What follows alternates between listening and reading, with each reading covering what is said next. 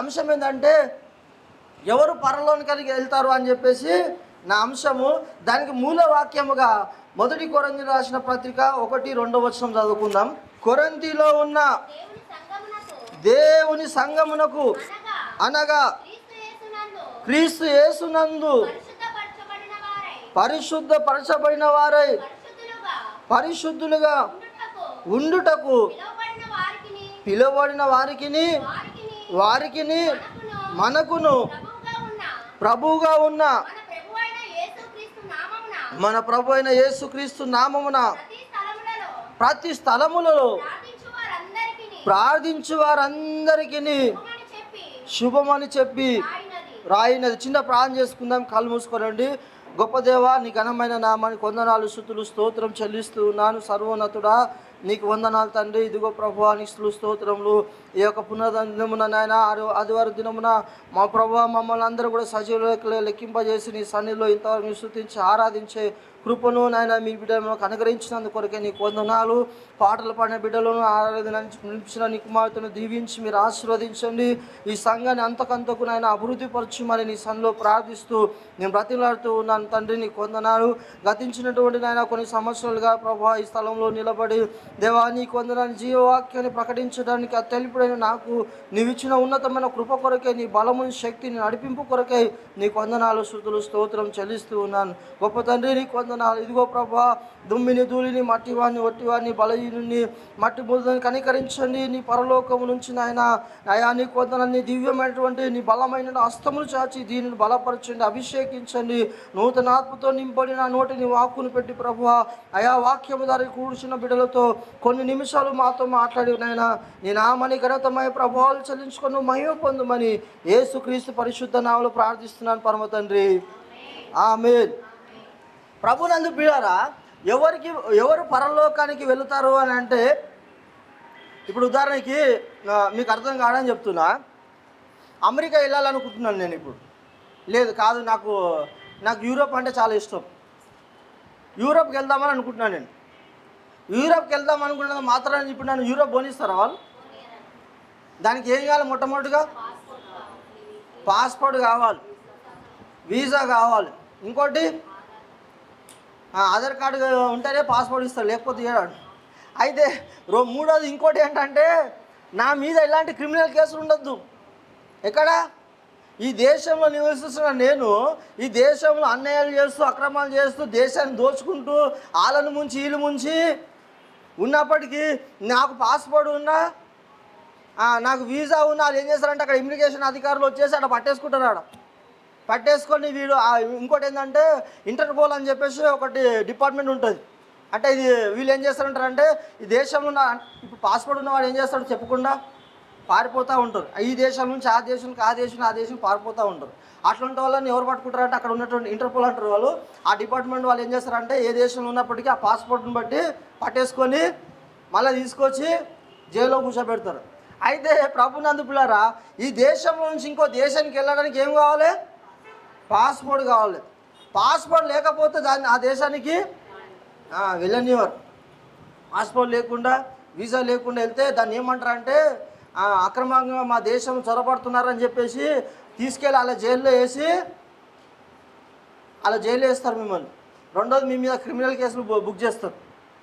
ప్రభునందు పిల్లారా, సో అదేవిధంగా ఈ భూమి మీద జీవిస్తున్నటువంటి మనము, మట్టి లోకంలో జీవిస్తున్నటువంటి మనము, పాపంలో జీవిస్తున్న మానవాళ్ళు అందరూ కూడా పరలోకానికి వెళ్ళాలంటే మొట్టమొదటిగా ఏమి కావాలి అంటే ఈ దేశం నుంచి ఇంకో దేశానికి వెళ్ళడానికి ఏ విధంగా వీసా కావాలో అదేవిధంగా మనందరూ కూడా ఏం కావాలంటే రక్షణ కావాలి.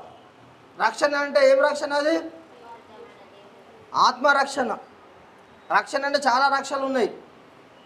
కోల్గేట్ అది క్రిమినల్ నుంచి రక్షిస్తుంది. లైఫ్ ఏమో ఏం చేస్తుంది అది కూడా జెమ్స్ నుంచి కాపాడుతుంది. డెటాల్ అది కూడా కాపాడుతూ ఉంటుంది. ఆ విధంగా ఇటువంటి రక్షణ కాదు ఇది. పోలీసు వారు కూడా మనకు మంచిగా చక్కగా నీకు ఎవరైనా ప్రాణాపాయం ఉంటే నిన్ను ఎవరైనా బెదిరిస్తే వాళ్ళ దగ్గరికి వెళ్తే అసలు వాళ్ళకి పోలీస్ స్టేషన్ పేరు ఏందే రక్షక బట్టలో నిలయమా అంటారు. రక్షక బట్ట ఇప్పుడు అవన్నీ తెలుగులో తీసేశారు, అన్నీ ఇంగ్లీష్లో పెడతా ఉన్నారు. ఒకప్పుడేమో రక్షక బట్టలో నిలయం అని ఉంటుంది. దేనికి రక్షకులు? మనల్ని రక్షించడానికి. నీకెవరి నుంచైనా థ్రెడ్ ఉంటే నువ్వు వెళ్ళి పోలీస్ వాళ్ళకి కంప్లైంట్ రాసిస్తే వాళ్ళు ఏం చేస్తారంటే నీకు నేను ఆ దొంగల నుంచి నేను ఎవరైతే చంపాలనుకుంటే వారి నుంచి వాళ్ళు ఏం చేస్తారంటే ప్రొటెక్టింగ్ ఇస్తారు వాళ్ళు. అయితే ప్రభునందు ప్రియులారా, ఈ రక్షకుడు ఎవరంటే నిత్య నరకం నుంచి తప్పించేవాడిన, పాపము నుంచి విడిపించేవాడు, శాపము నుంచి, బంధకాల నుంచి, అపవాది శక్తుల నుంచి విడిపించి పరిశుద్ధపరిచేవాడు.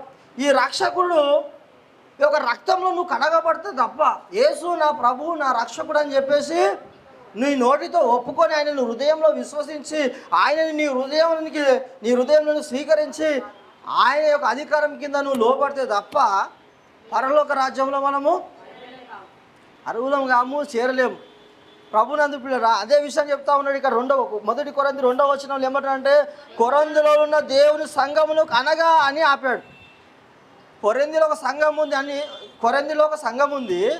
ఆ సంఘాన్ని అంతటి గురించి ఏమంటాడంటే కొరింథీలో ఉన్న దేవుని సంఘమును అనగా యేసుక్రీస్తునందు ఎవరు పరలోకానికి వెళ్తారంటే మొట్టమొదటిగా ఈ పాపం అనే మాలిన్యం నుంచి, పాపం అనే దుష్టత్వం నుంచి ఏం చేయబడాలంటే మొట్టమొదటిగా నువ్వు పరిశుద్ధపరచబడాలి, పవిత్రపరచబడాలి. నీ జన్మ కర్మ పాపము నుంచి నువ్వు ఏం చేయబడాలంటే నువ్వు కడగబడి పవిత్రపరచు. ఇప్పుడు ఉదాహరణకి చిన్నపిల్లలు ఆడుకుంటూ ఉంటారు. ఆడుకునే మట్టిలోనో దుమ్ములోనో లేదంటే బురదలోనో ఆడుకుని వస్తే తల్లిదండ్రులైన వాళ్ళు ఏం చేస్తారు, వాళ్ళు పిలిచి ఫస్ట్ దానికి ఏం రా అని చెప్పేసి ఆ చెంప ఈ చెంప రెండు తలిగిచ్చి బుద్ధిహీనుడా ఈ బుద్ధి లేదురా నువ్వు పోతని చెప్పినా అని చెప్పేసి బాగా రెండు కొట్టి తర్వాత అని ఏడుస్తుంటే మళ్ళీ పోని అని చెప్పేసి ఊకోక అని చెప్పేసి మళ్ళీ అని లాలిచ్చి మళ్ళీ చక్కగా స్నానం చేయించి మళ్ళీ ఏం చేస్తారు, మళ్ళీ కొత్త బట్టలు వేస్తారు. వాడిని ఆ మురికి బట్టలు ఏం చేస్తారు, మళ్ళీ తెల్లగా దాన్ని పోయేంత వరకు సబ్బు పెట్టి అవసరమైతే అది ఏమంటారు, అది బ్రష్ పెట్టి ఆ మరకలు పోయాక బాగా గీకి చేసిన తర్వాత మళ్ళీ తెలుపు చేస్తారు కదా. అదేవిధంగా యేసుక్రీస్తు యొక్క పరలోక రాజ్యంలో చేరాలంటే పాపంలో జీవిస్తున్నటువంటి మానవాళిని అందరూ కూడా ఎవరి రక్తంలో కడగబడాలంటే యేసయ్య రక్తంలో కడగబడాలి. యేసు రక్తంలో ఏముందయ్యా అంటే మనుషుని యొక్క పాపములను క్షమించి మనుషుల యొక్క పాపములు కడిగేటువంటి శక్తి ఎవరికి ఉందంటే అక్కడ దేవాది దేవుడైనటువంటి దేవుని కుమారుడు నుండి యేసుక్రీస్తుకు మాత్రమే ఉంది. అది ఆయనకు మాత్రమే ఉంది. అది ఎవరు కూడా పాపము నుంచి విడిపించలేరు, ఎవరు కూడా పాపము నుంచి తప్పించలేరు, కడగలేరు. ఈ విషయం నేను చెప్పలేదు.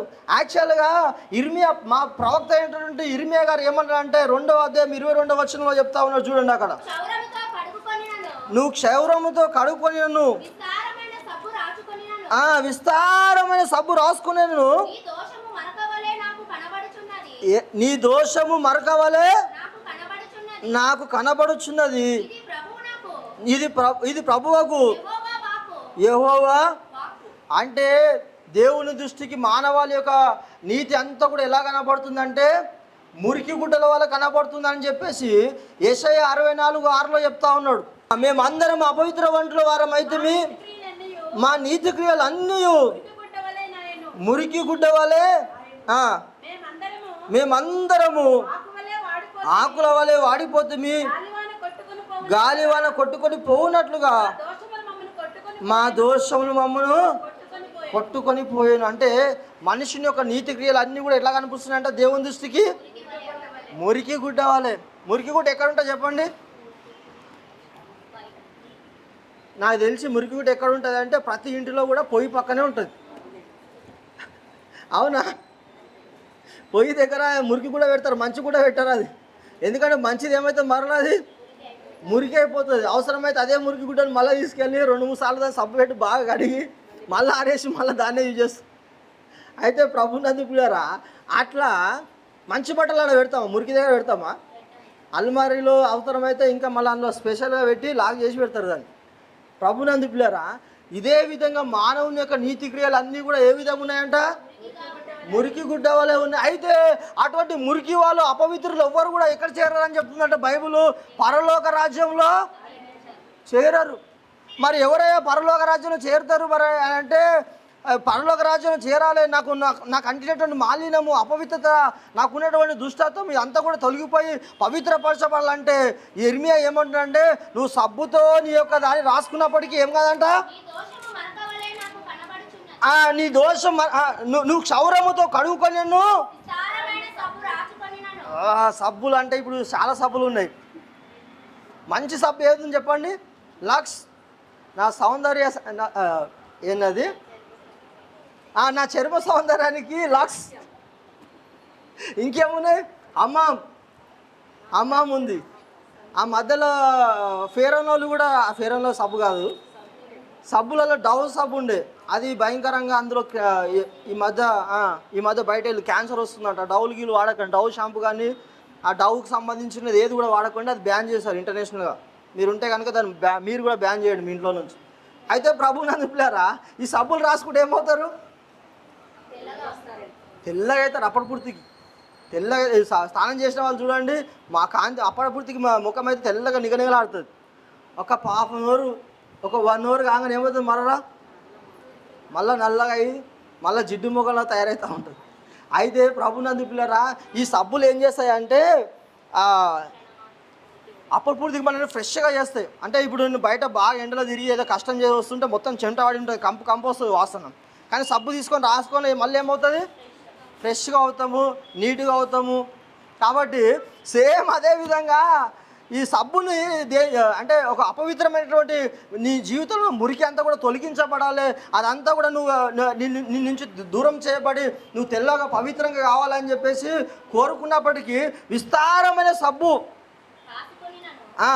నీకు శారంతో కడుగుకొనేను, విస్తారమైన సబ్బు రాసుకొనేను.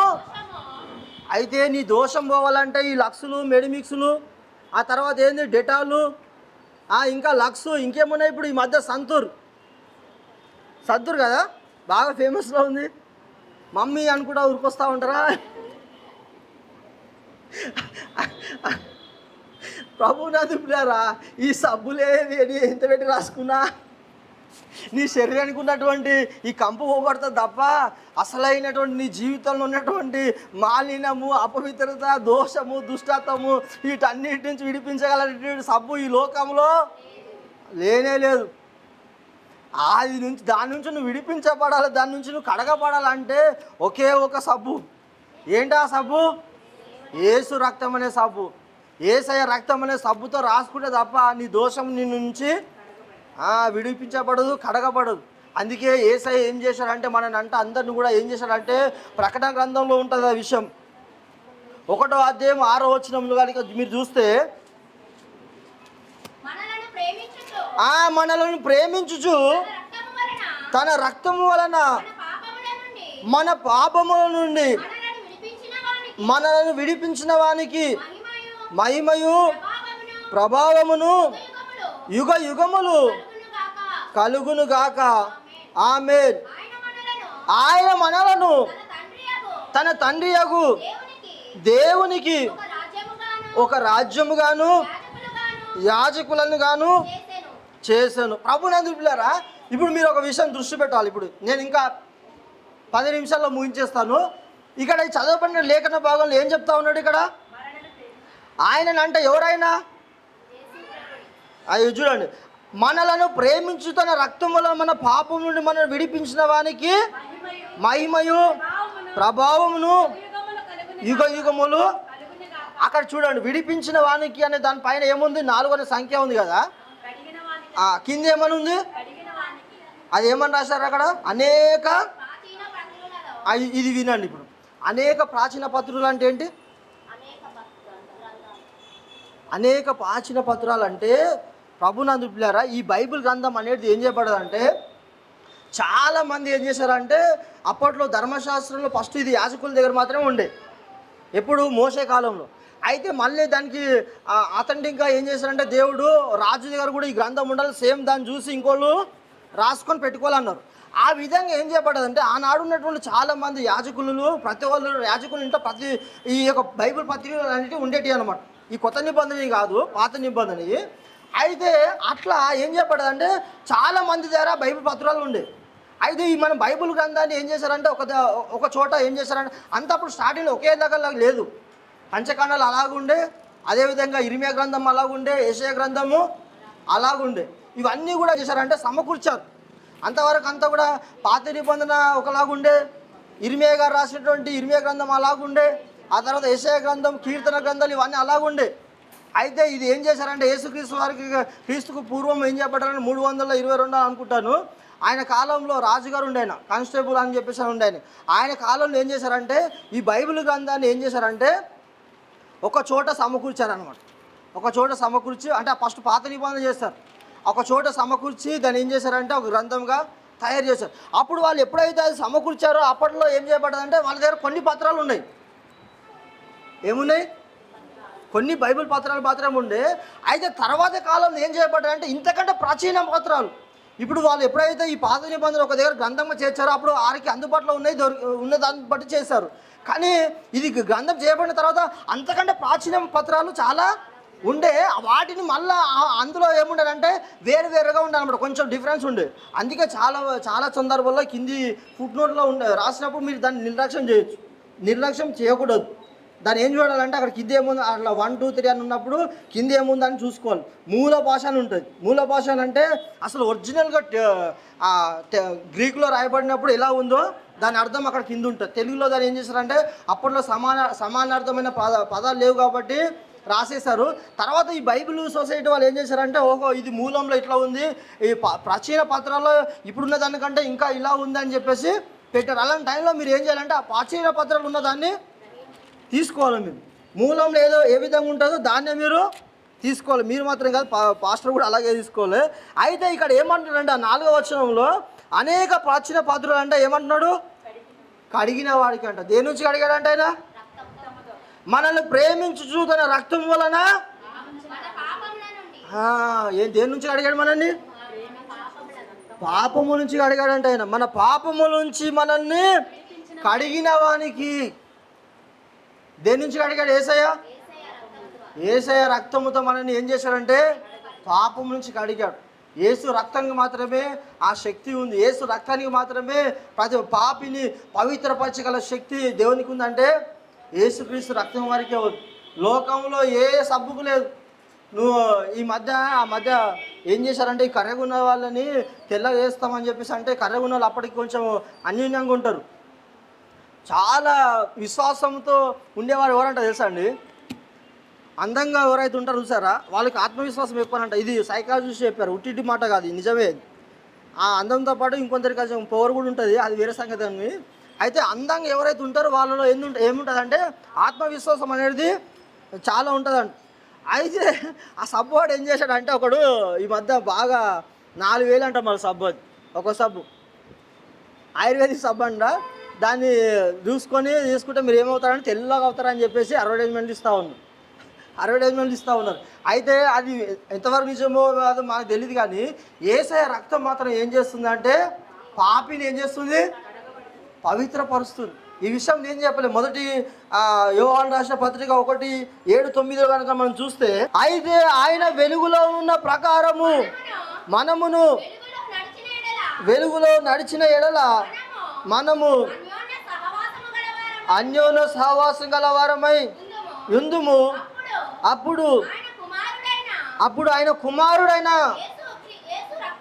యేసు రక్తము ప్రతి పాపము నుండి మనలను పవిత్రులుగాను చేయును. అంటే యేసయ్య రక్తం ఏం చేస్తుందంట?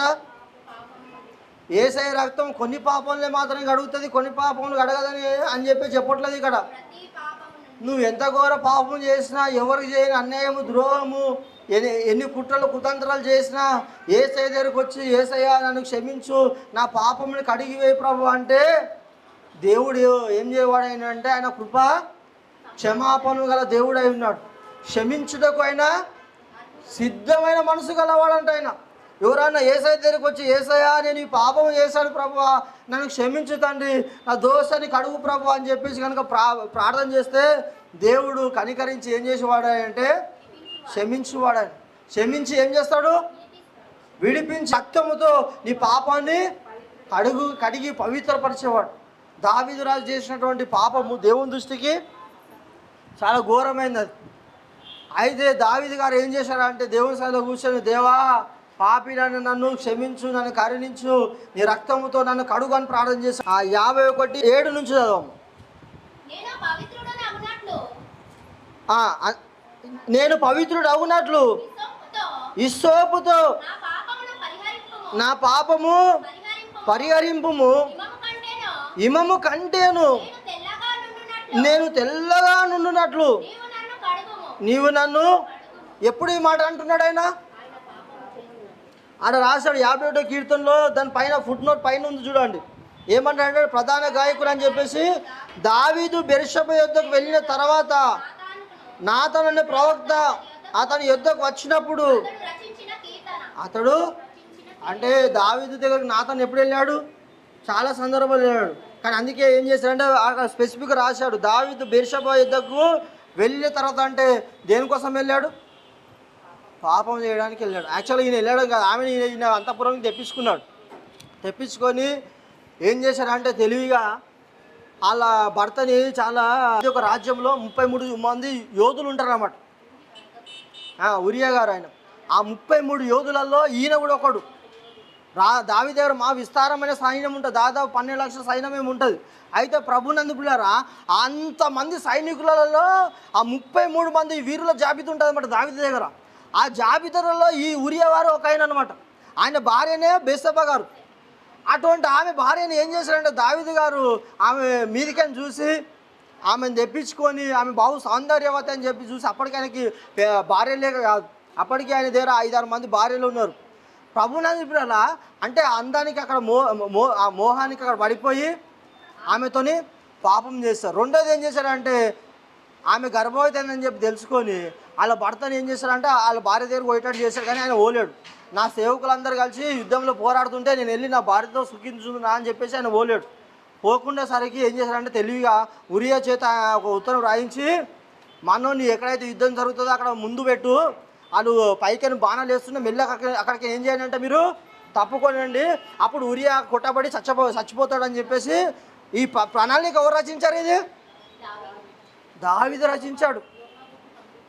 దివారాత్రాలు బైబిల్ గ్రంథాన్ని ధ్యానించిన వాడు, రోజుకు 3 మార్లు ముమ్మార్లు దేవుని యొక్క వాక్యాన్ని ధ్యానించిన వాడు, నీ వాక్యాన్ని నేను రాత్రి జాములు కాకముందే తెరుచుకుందును అన్నటువంటి మహాభక్తుడు. అసలు దావీదు గారు ఏం చేశాడంటే ఇటువంటి భయంకర పాపానికి ఒడిగట్టాడు. ఒడిగట్టి ఏం చేశాడు తెలుసా అండి? చక్కగా ప్రజలందరూ వాళ్ళ భర్త చచ్చిపోగానే ఆ చచ్చిపోయిన దినాన్ని వరకు కొన్ని రోజులు ఓపిక పట్టాడు. తర్వాత ఏం చేశాడంటే ఆయన భార్యను అంతఃపురం తెచ్చుకొని పెళ్లి చేసుకున్నాడు. ఇప్పుడు చూస్తున్న వాళ్ళకి అందరు ఏమనుకున్నారంటే, అబ్బో రాజు ఎంత మంచి జ్ఞానిరా, ఎంత మంచి దయావుదయుడు. ఉరియా గారు చచ్చిపోతే దావీదు గారు ఏం చేశారంటే, ఎందుకంటే ఆయన 33 మంది యోధుల ఈయనొక్కడు కదా, ఆయనకు అసలే మళ్ళీ ఇంకా పిల్లలు కూడా లేరు. దావీదు గారు ఏం చేశారంటే మంచిగా ఆయనని ఇంటికి తీసుకొని ఒక విధవరాలని పెళ్లి చేసుకొని ఆమెను రాణిగా చేశారా అని చెప్పేసి, మన రాజు మామూలుడు కాదురా, ఓహో అని చెప్పేసి పొగడతలు కొడుతూ ఉన్నారు. అయితే ప్రభునందు పిల్లరా, ఆ పాపం అంటే దేవుని దృష్టికి చెడ్డదైందంట అది. అప్పుడు ఆ సందర్భంలో ఏం చేశాడంటే నాతారు గారిని వారు పంపించి చక్కటి ఉపమానం చేత ఆ విషయాన్ని దావీదుకి తెలియజేస్తే, దావీదు గారు సింహాసనం నుంచి దిగి నేను పాపము చేసి తిని అన్నాడు. ఆయన నేను గొప్ప పాపము చేసి తిని అన్నాడు. గొప్ప పాపం చేస్తానని చెప్పేసి ఏం చేస్తే చాలా ఘోరంగా పశ్చాత్తపడ్డాడంట దేవుని దగ్గర దావీదు గారు. ఆ సందర్భంలో అంటా ఉన్నాడు, ఇప్పుడు ఇందాక మనం చదివినటువంటి పాపం, నేను పవిత్రుడు అవునట్లు హిస్సోపుతో నా పాపమును పరిహరింపుము, హిమము కంటేను నేను తెల్లగా నుండునట్లు నువ్వు నన్ను. మనం ఇందాక చదువుకున్నటువంటి యోహాను 1 యోహాను 1:7-9 మనం ఏం చూసాం? అక్కడ యేసు రక్తము మన పాపము నుండి మనల్ని ప్రతి పాపము నుంచి కడిగి పవిత్రపరుస్తాడు. ప్రభునందు పిల్లారా, పరలోకంలో చేరాలంటే మొట్టమొదటిగా ఏం చేయబడాలి? మనము పాపం నుంచి కడగబడాలి. పాపం నుంచి, మాలిన్యం నుంచి, అపవిత్రమైన జీవితం నుంచి మనం ఏం చేయబడాలంటే కడగబడి పరిశుద్ధపరచబడాలి. పరలోక రాజ్యానికి ఎవరు చేరుతారా అంటే అక్కడ ప్రకటన గ్రంథం మనం చూస్తూ ఉన్నాం. 22వ అధ్యాయము ఆ 14వ వచనం, జీవ వృక్షమునకు హక్కు గలవారై గుమ్మముల గుండా ఆ పట్టణములోనికి ప్రవేశించునట్లు తమ వస్త్రములను ఉతుకుకొని వారు. ఎందులో ఉతుకోవాలి చెప్పండి? సర్ఫ్ ఎక్సెల్ వేసి బాగా ఉతకాలా? టైడ్ కూడా ఏం చేస్తుందంట? అది అది అదేదో మంచిగా చక్కగా అడ్వర్టైజ్మెంట్ ఇస్తున్నారు, అవాక్కయ్యారా అంట. తక్కువ వచ్చేసి ఫుల్ షర్ట్ ఉంటుంది, ఆయనకి ఏం చేస్తారు సడన్గా మధ్యలో వరకు తీసుకొచ్చి ఆడ గ్రాఫిక్స్తో ఏం చేస్తారంటే ఆడ తెల్ల చేస్తారు. టైట్ అంటే అవాక్కయ్యారంటే, అవును అవాక్కయ్యానంటే టైట్ యూజ్ చేయండి, మీ బట్టలు కూడా తెల్ల తెల్లగా అవుతాయని చెప్పేసి తెల్ల బట్టలలో బాగా ఉతికినప్పుడు ఉజాలు వేస్తే అవే ఏమంట ఉజాల అడ్వర్టైజ్ ఉన్న గుర్తుందా? మర్చిపోయారా? ఏమని ఇచ్చారు? అది 2 చుక్కలు చాలంట. నిజమే మరి. మీ బట్టలు మీ తలతలలాడే తెల్లటి వస్త్రానికి ఉజాల 2 చుక్కలు చాలు. ఎన్ని చుక్కలు? 2 చుక్కలు చాలంట. ప్రభునందు ప్రియారా, నిజమే వేస్తుంది. అప్పుడు పూర్తి కొంచెం తెల్లగా అవుతుంది, తర్వాత ఏమవుతుంది మళ్ళీ అది మామూలుగా అయిపోతుంది. అయితే ఆ ఉజాలు కూడా చక్కగా వెళ్ళారనుకో. ఇంతకుముందు ఏంటంటే ఫస్ట్ పౌడర్ ఉంటుండే, ఆ పౌడర్ సరిగ్గా కలగకపోతే ఒక దగ్గరేమో మచ్చలు ఉంటుండే ఆ ఉజాలు. అయితే ప్రభునందు ప్రియారా, ఈ యొక్క పాపం నుంచి కడగబడి పరలోక రాజ్యంలో మనం ప్రవేశించబడాలంటే దేంట్లో ఉజాల లేసి ఉతికితే సరిపోదు. లేదంటే ఈ మధ్య మరక మంచిదే. ఏంటది? సర్ఫ్ ఎక్సెల్లో ఆడ అడ్వర్టైజ్మెంట్ ఏమొస్తుందా అంటే మరక మంచిదే అంటే, ఎందుకు మంచిది అంటే సర్ఫ్ ఎక్సెల్లో కనుక వేసి బట్టలు నానబెడితే ఏ మరకున్నా సరే అది ఏమవుతుందంట? వదిలిపోతుందంట. అది వదిలిపోతుందో వెళ్ళిపోతుందో మనకు తెలియదు, కానీ వాళ్ళు అడ్వర్టైజ్ కోసం వాని యొక్క సేల్స్ కావడానికి కోసం అట్లాంటివి చేస్తూ ఉంటారు టెక్నిక్లో అవన్నీ. ఇప్పుడు లక్స్ సబ్బు నా సౌందర్య రాశికి నా చర్మానికి లక్స్ అని చెప్పేసి అడ్వర్టైజ్మెంట్ ఇస్తూ ఉన్నాను. నిజంగా ఇవి పుట్టినప్పుడు లక్స్ సబ్బు రాసుకున్నందుకు అట్లా అయిందా? అయితే అట్లా ఎవరైనా అవుతారా? ఆమె ఏజ్ ఎంత? దాదాపు 24. ఈ సబ్బు వచ్చింది నిన్నమ్మని వచ్చింది, అవునా కదా చెప్పండి?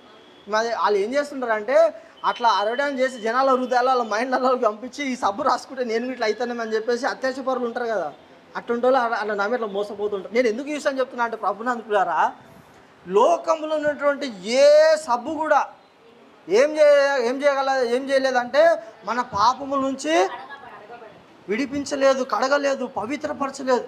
పరలోక రాజ్యంలో ఆ నిత్యమైనటువంటి ఆ మహిమకరమైన ఆనందకరమైనటువంటి ఆ దేవాది దేవుడు నివసించేటువంటి పరలోకంలో దుఃఖం కానీ, బాధ కానీ, వేదన కానీ, కరువైన కష్టమైనటువంటి రోగం కానీ, వ్యాధి లేనటువంటి ఆ యొక్క పరలోకమైనటువంటి మహిమలో మనం నివసించాలంటే యేసయ్య రక్తంలో మన పాపముల నుంచి మనం కడగబడి ఉండాలి.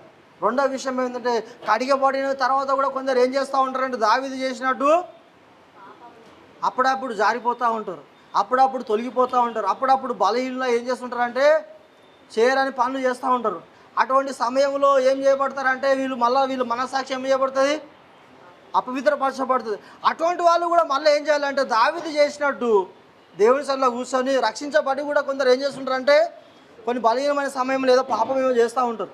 అప్పుడు కూడా అప్పుడు ఇక కృంగిపోయి దుఃఖపడిగా అయ్యో నేను ఇంత చేశానని చెప్పేసి కృంగిపోకూడా నిన్ను నిందించుకోవద్దు. కానీ యేసయ్య దగ్గరికి వచ్చి, యేసయ్య ఎలాంటి వాడు అంటే క్షమించుటకు సిద్ధమైన మనసు గల ఆయన దగ్గరకు వచ్చి, ప్రభువా నేను ఈ విధంగా జారిపోయి విధంగా పాపం చేస్తాను తండ్రి, ఈ పాపాన్ని బట్టి నేను నీ పరలోక రాజ్యంలోకి నేను ప్రవేశించాను కాబట్టి మరలా నీ శిలువ రక్తంతో నన్ను కడిగి నన్ను పవిత్రపరచంటే యేసయ్య ఏం చేస్తారంటే ఆయన రక్తంతో కడిగి పవిత్రపరుస్తారంట. ఇక్కడ అదే చెప్తా ఉన్నాడు. జీవవృక్షం ఎక్కడుంది? అది పరలోకం ఉంది. దాని గురించి చెప్తున్నాడు. జీవవృక్షంలోకి హక్కు గలవారై గుమ్మములు అంటే ఇప్పుడు మనం ఈ ఇంట్లోకి రావాలనుకున్నాం, దేనికుండా వచ్చాం మనం? అక్కడ గుమ్మం కాడ ఒకళ్ళు కూర్చొని ఉంటారు, ఎప్పుడు చూసినాం. పెద్దమ్మ కూర్చొని ఉంటుంది, ఆడ వచ్చిన వాళ్ళందరినీ చూసి పలకరిస్తూ ఉంటుంది. సేమ్ అదేవిధంగా నిజంగా సేమ్ అదేవిధంగా పరలోకమైన పట్టణములో ప్రవేశించాలంటే అక్కడ దేవదూతలు ఉంటారు, ఇద్దరు. యేసయ్య రక్తంలో కడగబడితేనే తప్ప లోపలికి పంపనీయరాలు. అందుకే అదే విషయం చెప్తున్నాడు. ఆ పరలోక పట్టణానికి ఏమి ఉన్నాయంటే గుమ్మములు ఉన్నాయి. అది ఈ ప్రకటన గ్రంథంలో ఉంది. అయితే ఆ గుమ్మంలోనికి, ఆ గుమ్మం గుండా నువ్వు ప్రవేశించాలంటే నీ వస్త్రములు కడుక్కొని ఉండాలి, నువ్వు పవిత్రుడై ఉండాలి. నువ్వు వస్త్రములు ఒకవేళ అపవిత్రమైనా అనుకో, అపవిత్రమై ఉంటే అప్పుడు ఏం చేయాలి? ఇప్పుడు నాకు తెల్లటి బట్టలు ఉన్నాయి 2-3, అది అప్పుడప్పుడు అక్కడిక్కడ వెళ్ళినప్పుడు లేదంటే ఫంక్షన్లో ఎవరో ఒకడు మనకలు అంటిస్తూ ఉంటుంది. మళ్ళీ నేను వచ్చి ఇంటికి వచ్చి సబ్బు వేసి దాన్ని బాగా ఉతుకుతూ ఉంటాను. మరి మీరు కూడా ఉతుకుతారు కదండి. మీ అందరికి ఆ వాషింగ్ మిషన్లు మీకు ఏమైనా ఉన్నాయా? ఉన్నలు సంతోషం, లేనోళ్ళు కూడా సంతోషం, దేవుని మహిమ కలుగును గాక.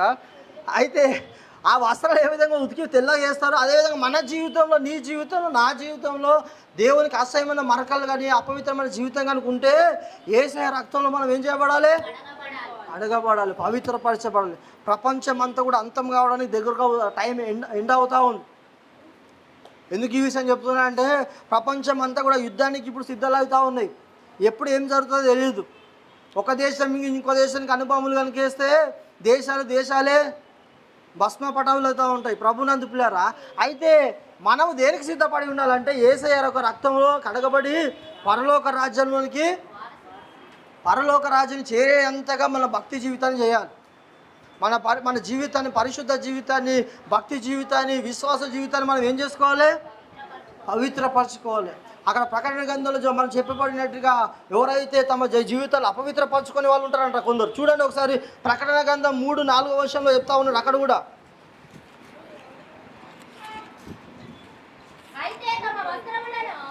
చూడండి, అయితే తమ వస్త్రములను అపవిత్రపరచుకొనని కొందరు సార్దీసులో, ఒక నిమిషము, సార్దీస్ అనే సంఘం ఉంది. సేమ్ మీలాగానే ఓలిఫై టెంపుల్ సంఘం ఎట్లా ఉందో మణికొండలో, అదేవిధంగా అక్కడ ఆ యొక్క ప్రాంతం చిన్న ఆసియాలో ఏముందంటే ఈ ఒక సంఘం ఉంది.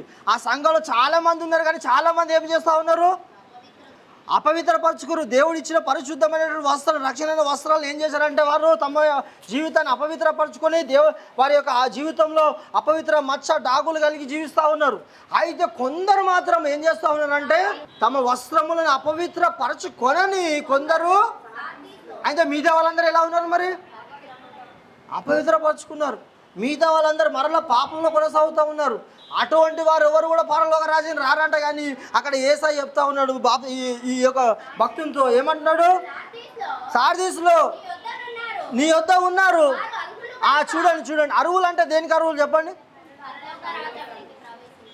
పరలోక రాజ్యానికి అరువులు. ఇప్పుడు ఉదాహరణకి ఇప్పుడు నేను 10th క్లాస్లో నేను ఇప్పుడు కాలేజీకి వెళ్ళాలనుకుంటున్నా. వెళ్ళంట ఎవరు పడితే వాళ్ళు రానిస్తారా కాలేజీకి రావాలంటే ముందు 10th ఏం చేయబడి ఉండాలి? నేను పాస్ అయి ఉండాలి. అప్పుడు నేను ఇంటర్మీడియట్లో ఏదో నాకు ఇష్టమైన సబ్జెక్ట్ ఎంచుకోవడానికి ఉంటుంది. అవి లేకుండా నేను కాలేజీకి కదా సార్, నాకు చదువు మీద చాలా ఇంట్రెస్ట్ సార్, నేను పైలట్ కావాలి, నేను డాక్టర్ని కావాలి అంటే ముందు ఇవన్నీ చదువుకుంటూ రావాలి. అవునా కదా? ఆ డాక్టర్ కోర్సు దాదాపు కొన్ని సంవత్సరాలు ఉంటుంది. మా అయ్యగారు చెప్పాడు, డాక్టర్ చేయాలనుకుంటే కనుక ఇక మిగతా ఈ రిలేషన్షిప్ అన్నీ బంద్ చేసుకోవాలని. ఎందుకంటే దానికి బాగా చదవాలి. డాక్టర్ గారికి పర్సనల్ లైఫ్ అనేది ఏముండదు. ఇంకా ఎప్పుడు పడితే పేషెంట్ పేషెంట్ ఏంది మన ఎమర్జెన్సీ అంటే ఆ మధ్యరాత్రి సార్ లేచుకొని రావాలి, లేచి వచ్చి కోస్తూనే ఉండాలి వాళ్ళు. ప్రభునందు పిల్లరా, ఎందుకు విషయం చెప్తా ఉన్నానంటే అర్హత ఉండాలి ఒక దానికి. నేను ఇప్పుడు పైలట్ నడపాలనుకుంటున్నా. ఏ పైలట్? మామూలు పైలట్ కాదు. యుద్ధ విమానాలలో బాంబులు వేస్తారు చూడండి, సుఖ అని చెప్పి సుయ్యమని పోతాయి. అట్లాంటి విమానం నడపాలని ఇప్పుడు నాకు రా సార్, రా కురేష్ గారు, మీలాంటి వారి కోసం చూస్తున్నాము, రండి కూర్చొని నడపండి అని ఇస్తారా నాకు? ముందు దానికి అర్హత ఉండాలి. దానికి సంబంధించినటువంటి ఆ చదువు అనేది కంప్లీట్ చేసి ఆ ట్రైనింగ్ కంప్లీట్ చేసిస్తే అప్పుడు ఏం చేస్తారంటే అప్పుడు నాకు ఏం చేస్తారు దానికి. మన రాష్ట్రపతి అబ్దుల్ కలాం గారు ఉండే, ఆయనకి మిసైల్ మ్యాన్ అని చెప్పేసి పేరు ఇచ్చారు ఆయనకి. అయితే ఆయనకి ఎప్పటి నుంచో కోరిక ఉండేనంట. ఏం కోరిక? అది ఒక యుద్ధ విమానాలు ఉంటాయి చూసారా, బాంబులు వేసేటి, దాన్ని నడపాలని, పైలట్ అవ్వాలని కోరిక ఉండేనంట ఆయనకి. అయితే చూడండి, జాగ్రత్త వినండి, ఆయనకు ఆ కోరిక ఉంటే అది ఎప్పటి నుంచో అలాగే పెట్టాడు. సరే, దానికి ఒక సమయం వచ్చింది. ఈయన రాష్ట్రపతి అయినాక ఆ చీఫ్, ఈ ఆర్మీకి చీఫ్ ఉంటాడు కదా, ఆయన పిలిచాడంట. నేను పలాంది అట్లా నడపాలనుకుంటానంటే, సరే సార్ మేము దానికి మీకు ట్రైనింగ్ ఇస్తామన్నాడు. ట్రైనింగ్ ఇస్తామని చెప్పి ఆయన కొన్ని నెలలు ట్రైనింగ్ ఇచ్చి తర్వాత ఆయన ఏం చేశారు అంటే దాన్ని నడిపించాడు. ప్రపంచంలో మొట్టమొదటి వ్యక్తి ఆయన. దేన్ని ఆ యొక్క అంటే ఒక రాష్ట్రపతి ఆ విధంగా నడిపించడంలో మొట్టమొదటి వ్యక్తి ఆయన నడిపించాడు. ఆయన అది అప్పట్లో పెద్దగా ఏం చేశారంటే అది ఇచ్చారు. అయితే ఆయన స్టూడెంట్స్కి చాలా మంచి మోటివేషన్ స్పీకింగ్ ఇచ్చేవాడు. ఆయన ఏమన్నాడంటే ఒక మోటివేషన్ స్పీకింగ్ ఆ వీడియోస్లో ఏం చేశారంటే చక్కగా మీరు ఏం చేయాలని చదువుకునే వాళ్ళు కళలు కనండి అన్నాడు. కళలు కనండి. ఇప్పుడు చదువుకున్నప్పటి నుంచి నేను ఫ్యూచర్లో ఇప్పుడు మన దాంట్లో ఆమె రాలేనట్టుంది కలెక్టర్ గారు నేను అవ్వాలని చెప్పేసి ఆ విధమైన ఆలోచన, ఆ విధమైనటువంటి దృక్పథము, ఆ విధమైనటువంటి ఆ గురి కలిగి నువ్వు చదువుతూ ఉండాలి. నువ్వు కళలు మళ్ళీ పనుకుంటప్పుడు కూడా నేను కలెక్టర్ అయినా, నేను అందరికీ సంతకాలు చేశా, లేకపోతే నేను జడ్జిని అయినా అని చెప్పేసి ఈ విధంగా చదువుకునే వారికి ఇలాంటి మోటివేషన్ ఉండాలి. మీకు ఈ విధమైనటువంటి గురి కలిగి ఉండాలి. మీకు గురి చూడని వాళ్ళే నేను పరిగెత్తట్లు లేదని చెప్పేసి పౌలు గారు అన్నారు. పౌలు గారికి ఒక గురి ఉండే. ఆయనకి ఏం గురి ఉండే అంటే పరలోకంలో జీవ కిరీటం పొందుకోవాలని గురి ఉండే ఆయనకి. అయితే సేమ్ అదే విధంగా చదువుకున్న మీకు కూడా ఎలాంటి గురి ఉండాలి అంటే నేను ఇంజనీర్ కావాలి, నా కింద 10 మంది ఉండాలి, నేను ప్రభుత్వమైన ఉద్యోగాన్ని ఐఏఎస్ను ఐపీఎస్ను డాక్టర్ను కావాలని చెప్పి ఒక గురి కలిగి ఉండాలి. ఆ విధమైన ఉండాలి. అలాంటి ఆలోచన కలిగి ఉండాలన్నమాట. మీరు ఆ విధమైన కళలు కంటూ ఉండాలి. అది మంచిదని చెప్పేసి అన్నాడు. ఎవరు? మన రాష్ట్రపతి గారు. ఆయన చనిపోయారు ఇప్పుడు. ఏపీజే అబ్దుల్ కలాం గారు అన్నారు. అయితే ఆయన చిన్న ఉన్నప్పుడు అనుకున్నాడంట ఈ విధంగా నేను నడిపించాలి అనుకున్నాడంట. అయితే అప్పట్లో ఆయన కాలేదు. ఎందుకంటే దానికి బాగా చదివి ఆ విధమైన అన్నీ కూడా కోర్సు కంప్లీట్ చేసిన తర్వాతనే అందులోకి పైలట్ దానికి అవకాశం ఇస్తారు. అయితే ఇప్పుడు ఈయన రాష్ట్రపతి అయ్యారు కాబట్టి ఆ చీఫ్ ఆయనను పిలిపించి, ఆర్మీ ఆయన పిలిపించి నేను పలాంది నడిపించాలనుకుంటా, నువ్వు నాకు నేర్పిస్తా అంటే రాష్ట్రపతి గారు కదా మరి ఆయన సరే సార్ తప్పకుండా అని చెప్పేసి ఆయనకు 5-6 నెలలు ట్రైనింగ్ ఇచ్చి తర్వాత ఆయన ఏం చేశారంటే అది నడిపించాడు. నిజంగా నడిపించాడు. వెళ్ళి ఎంతో దూరం వెళ్ళి ఎగిరేసి వచ్చాడు. అప్పట్లో ప్రపంచ మీడియా అందరూ కూడా ఏం చేశారంటే ఆయన గురించి ఆయన మీద, ఎందుకంటే ఆయన వృద్ధుడు కదా, ఒక ఆయన ఇంత ఏజ్లో ఉండి కూడా ఇది నడిపించాడని చెప్పేసి అది ఒక రికార్డులాగా ఇచ్చారు. నేను ఎందుకు యూస్ చేస్తున్నా అంటే పరలోకమైన పట్టణంలోని కూడా ప్రవేశించబడాలంటే నీకు ఇచ్చిన రక్షణ వస్త్రాలు నీ జీవితంలో అపవిత్రత లేకుండా ఉండాలి. అదే విషయం చెప్తున్నాడు. సార్దీస్లో కొందరు అపవిత్ర తమ వస్త్రాలు అంటే ఏ వస్త్రాలు? రక్షణ వస్త్రాలు.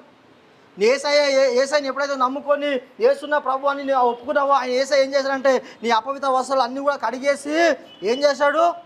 పవిత్రపరిచాడు. పవిత్రపరచబడి నువ్వు మరలా నీ జీవితంలో పాపంలో కొనసాగుతూ ఉంటే అవి ఏం చేయబడతాయి అంటే అది అపవిత్రం అవుతూ ఉంటాయి, అది మాలిన్యం అవుతూ ఉంటాయి, అవి ఏం చేయబడతాయి? మురికి గుడ్డలాగా తయారవుతూ ఉంటాయి.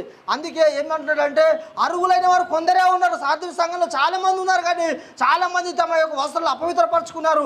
అటువంటి వారు అర్హులు గారు. దేనికి అర్హులు గారు? చదువు అది. వారు అర్హులు కనుక ఎవరు అర్హులు అంటే ఎవరైతే తమ వస్త్రాలు పవిత్రపరుచుకున్నారో వారు మాత్రం అర్హులు కనుక తెల్లని వస్త్రం ధరించి నాతో కూడా సంచరించడానికి ఎక్కడ సంచరిస్తారు? పరలోక రాజ్యంలో యేసయ్య ఎక్కడైతే సంచరిస్తాడో అక్కడ వీళ్ళు కూడా సంచరిస్తారని చెప్పేసి అర్థమవుతుంది. మరి మిగతా వాళ్ళు ఏం చేస్తారు? భూలోకంలో కాదు, ఆ నరకంలో సైతం కూడా అక్కడ ఆడు అని దూతలు అక్కడ మనుతూ ఉంటారు కదా. మిగతా వాళ్ళు అక్కడ వాళ్ళు సంచరిస్తుంటారు. ఇట్లా అనుకుంటా అయ్యో అనుకుంటా. నరకం కన్నా పిక్నిక్ చిన్న పుస్తకం ఉంటుంది, అది వీలైతే ఎప్పుడైనా తెచ్చుకొని చదవండి, చాలా బాగుంటుంది. ఇక్కడ బాగా బ్రేక్ డ్యాన్సులు, రికార్డీ డ్యాన్సులు, క్లబ్బులలో గిబ్బులలో బాగా చేస్తుంటారు కదా. మైకేల్ జాక్సన్ గారు వాళ్ళందరూ వేస్తూ ఉంటారు కదా. అక్కడ కూడా నరకంలో ఏం చెప్పాడంటే ఇప్పుడు ఎట్లయితే స్టే చేశారో ఇట్లాంటివి ఉన్నాయంట. వాళ్ళకి ఎక్కువ బాగా దుంకి ఎగిరే వాళ్ళు ఉంటారు కదా, అటువంటి వాళ్ళ కోసమే అది. వాళ్ళందరికీ అట్లా వేసి ఆ కింద ఇంత పెద్ద మేకులు, ఆ మేకుల మీద ఆడిపిస్తున్నారంట వాటి. ఎవరు ఆడిపిస్తున్నారు? ఆపేరు అనుకోండి, అపవాది అనే శక్తులు ఉన్నాయి కదా, ఆపితే ఆడండి మీరు ఆడండి అని చెప్పేసి ఇంకా వేసి పడా కొడుతున్నారంట. అబ్బునందు పిల్లారా జాగ్రత్త. మన వాళ్ళు కూడా మన చర్చికి వస్తూ అక్కడ ఏది గణేశుల దగ్గర అది ఇంకేంది గణేశుల దగ్గర తర్వాత ఈ ఫంక్షన్లలో దుంకే వాళ్ళు ఉన్నారు, ఎగిరేవారు ఉన్నారు. జాగ్రత్త. ప్రభునందు పిల్లారా వాక్య భాగంలో ఏం చూస్తామంటే వారు అరువులు కనుక నాతో కూడా సంచరించదరు అన్నాడు. ప్రభునందు పిల్లారా మన జీవితకాలంలో ఎల్లప్పుడూ కూడా ఒక ప్రార్థన చేయాలి. ఏంటయ్యా ప్రార్థన అంటే అపోస్తలుడైన పౌలు గారు 2 తిమోతి 4:18 చెప్తా ఉన్నాడు. చూడండి, ప్రభువు ఆ ప్రభు ప్రతి దుష్కార్యము నుండి నన్ను తప్పించి తన పరలోక రాజ్యము చేరునట్లు నన్ను ఒక నిమిషం. ఇప్పుడు చూడండి, పౌలు గారిని ఎక్కడి నుంచి రక్షించాలంట కోరుతున్నాడు పౌలు గారు? ప్రతి విధం లోకంలో దుష్కారం ఉంది, లోకంలో పాపం ఉంది, లోకంలో మాలిన్యం ఉంది, లోకంలో అన్యాయం ఉంది, లోకంలో దుర్నీతి ఉంది. కాబట్టి వీటన్నిటి నుంచి నన్ను దేవుడే ఏం చేయాలని కోరుకుంటున్నాడు పౌలు గారు? ప్రతి దుష్కార్యం నుంచి ప్రభువు నన్ను తప్పించి తన పరలోక రాజ్యంలో చేరునట్లు నన్ను రక్షించు అని అంటా ఉన్నాడు. ప్రభు నందు పిల్లారా, నువ్వు కూడా ప్రాణం చేసుకోవాలి ఆ విధంగా. ప్రభువా, ఈ దినం లేవగానే నీ జీవితాన్ని ఏసయ్యకి సమర్పించాలి. ఏదో ఒక్కసారి కాదు, ప్రతి దినం, ప్రతి క్షణం, ప్రతి గడియ కూడా ఏసయ్యా ఈ దినం నాకు ఇచ్చావు, నీకు వందనాలు, నీకు స్తుతులు స్తోత్రములు ప్రభువా, నీ మహిమ కొరకు జీవిస్తాను తండ్రి. ఇదిగో ఈ దినము నాకు వచ్చే ప్రతి శోధ నుంచి, ప్రతి పాపం నుంచి, ప్రతి మాలిన్యం నుంచి, ప్రతి అపవిత్రత నుంచి నన్ను ఏం చేయాలంటే తప్పించాలని ప్రార్థన చేయాలి. ప్రభు కూడా నేర్పించారా లేదా?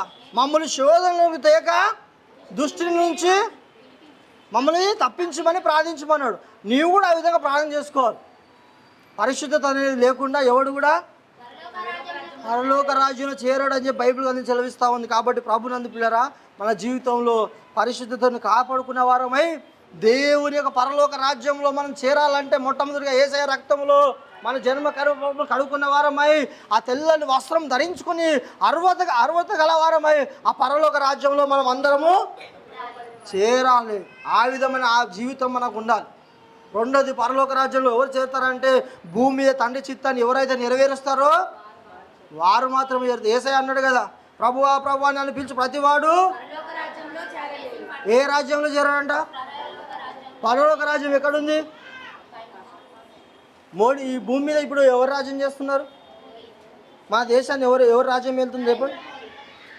అమెరికాని జో బైడెన్ గారు వెళ్తుంది. కెనడాని ఆయన ఎవరు ట్రూడోనో ఉన్నాడు, ఆయన వెళ్తూ ఉన్నాడు. ప్రభునందు పిల్లరా, పరలోక రాజ్యం కూడా ఎక్కడుందంటే ఆకాశాల పైన ఉంది. అక్కడ ఉన్నాడు మన దేవుడు. అక్కడ ఉండి సమస్తాన్ని కూడా వెళ్తూ ఉన్నాడు. ఆ పరలోక రాజ్యంలో ప్రవేశించాలంటే ఈ భూమి మీద నువ్వు యేసయ్య చిత్తాన్ని నెరవేర్చేదానిగా మీరు ఉంటే దేవుడు ఏం చేస్తాడంటే ఈ భూమి మీద నువ్వు అనుభవిస్తున్న శ్రమలను, దుఃఖానికి, బాధకు, వేదనకు, దేవుని కొరకు నువ్వు ప్రయాసపడిన ప్రతి ప్రయాసాన్ని గుర్తించి అక్కడ దేవుడు నిన్ను పరలోక రాజ్యం తీసుకోవడం మాత్రం కాకుండా నీ నెత్తి మీద ఒక కిరీటాన్ని పెట్టి ఈ భూమి మీద నీ యొక్క భక్తి జీవితాన్ని బట్టి అక్కడ నీకు మహిమ స్థానాన్ని దేవుడు ఇస్తాడు. ఆ పరలోక రాజ్యంకి వెళ్ళకుండా మనలో కనుక అపవిత్రమైన కార్యాలు కానీ, దుర్నీతి కానీ, దుష్టత్వం కానీ, మాలిన్యమైనటువంటి వస్త్రాలు కనుక మనం ఉంటే మనం ఏం చేయాలంటే, ఇప్పుడు నీలో కనుక ఏదైనా అపవిత్రమైనటువంటి ఉందనుకో, నీ బ్రతుకులో కనుక ఏదైనా ఉందనుకో, నీకు అదే నువ్వేం చేయాలంటే యేసయ్యా, దావీదు గారు చేస్తారు కదా ప్రార్థన, యేసయ్యా ఏమన్నాడు అక్కడ? ఇస్సోపుతో నన్ను హిమము కంటే తెల్లగా ఉండునట్లు నన్ను పవిత్రపరచుమన్నాడు. అదేవిధంగా యేసయ్య రక్తం ఏం చేస్తాడంటే మొదటి యోహాను 1:5-7-9 నుంచి యేసు రక్తము ప్రతి పాపం నుంచి కడుగును అన్నాడు. ఇందాక మనం ప్రకటన గ్రంథంలో కూడా మనం ఏం చూసాము? జీవవృక్షమునకు హక్కు గల వారై దాని గుండా ప్రవేశించినట్లు తమ వస్త్రాలు ఉతుకోవాలంటే యేసయ్య రక్తంలో ఉతుకోవాలను. ఆ ఉతుకుంటే అప్పుడు పవిత్రపరచబడితే అటువంటి వారు ఏం చేయబడతారు? అక్కడికి పరలోక రాజ్యానికి చేర్చబడతారు. ప్రభునందు పిల్లరా, ఆ విధమైన భక్తి జీవితాన్ని దేవుడు నీకును నాకును తెల్లని వస్త్రాలు ధరించిన వారిగా సార్థి సంఘంలో చాలామంది అపవిత్రమైన జీవితం జీవిస్తూ ఉన్నారు. చాలామంది దేవుని దగ్గరకు వచ్చి కూడా అన్యాయం చేస్తూ ఉన్నారు, అక్రమం చేస్తూ ఉన్నారు, దుర్నీతిలో జీవిస్తూ ఉన్నారు, పాపంలో జీవిస్తూ ఉన్నారు. అయినప్పటికీ అందులో ఉన్నారు కొంతమంది బిడ్డలు మాత్రం ఏం చేస్తూ ఉన్నారంటే తమ వస్త్రాలు అపవిత్రపరచకుండా ఉన్నారంటే అటువంటి వాళ్ళు అరువురు వారే పరలోక రాజ్యానికి హక్కుదారులు అన్నట్టు మనం కూడా ఆ విధంగా హక్కుదారులుగా జీవించుదాం గాక. ప్రార్థన చేసుకుందాం. కళ్ళు మూసుకోనండి.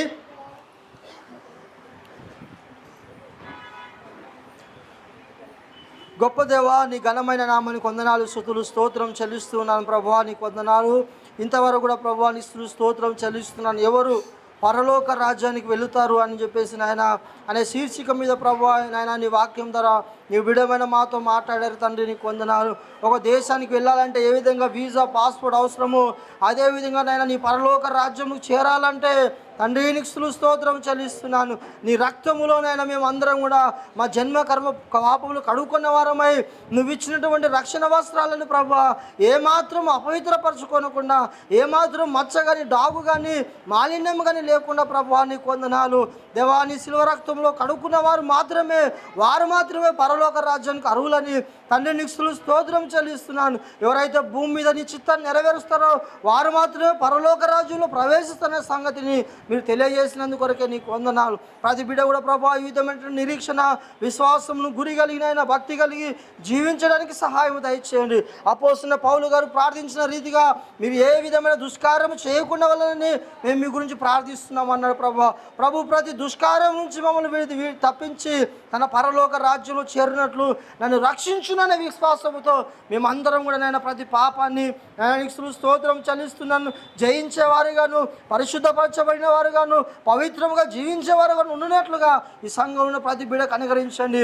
వాక్యం మీద ప్రతి బిడ హృదయంలో ఈ వాక్యాన్ని అగ్ని వల్ల మండించిన ఆయన నీకు స్తోత్రం చెల్లిస్తున్నాను. వారి జీవితం, వారి కుటుంబాలను బలపరితులుగా మార్చిన ఆయన అయా మేమందరం ఒక దిన పరలోక రాజ్యంలో చేరి ప్రభా నీతో కలిసిన నేను స్తుతించి ఆరాధించే వారుగాను తండ్రి నీకు వందనాలు ప్రభా. నీకు స్తోత్రం ఉన్నట్లుగా నీ కృపను ప్రతి బిడకు అనుగ్రహించి మనం ప్రార్థిస్తూ ఉన్నాను. ఎవరి జీవితంలో ఉన్న అక్రమం కానీ, అన్యాయం కానీ, దుర్నీతి కానీ, పాపం కానీ, అయా అపవిత్రమైన వస్త్రాలు కనుక ఉంటే దయతో క్షమించి నీ శిలువ రక్తముతో వారిని కడగండి, వారి జీవితాలను కడగండి, వారి హృదయాలను కడగండి, వారి మనసులను కడగండి ప్రభువా నీకు వందనాలు. వారి మనస్సాక్షిని యేసు రక్తమునని ఎంతగానో శుద్ధి చేయని వాక్యం సెలవిస్తూ ఉంది ప్రభువా.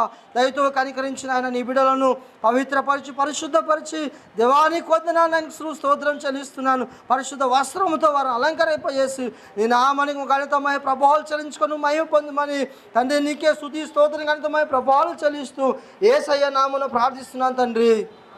ఆమేన్.